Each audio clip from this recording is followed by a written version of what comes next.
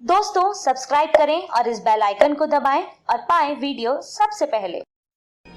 मैं भारत को भारतीयता की मान्यता के आधार पर फिर से खड़ा करना चाहता हूं, उस काम में लगा हूं।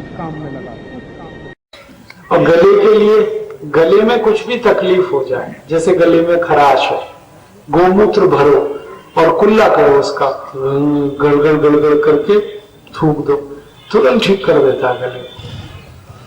बोलते बोलते आवाज बैठ जाए, गोमूत्र पी लो, ठीक करेगा। गले में सूजन आ जाए, टॉन्सिलाइटिस हो जाए, सब गोमूत्र ठीक करता है।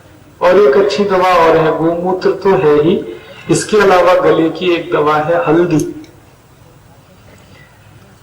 हल्दी जो पाउडर वाली हल्दी है, आधा चम्मच हल्दी सीधे मुंह में अंदर डाल लो, गले में चम्मच भरो और अंदर डालो।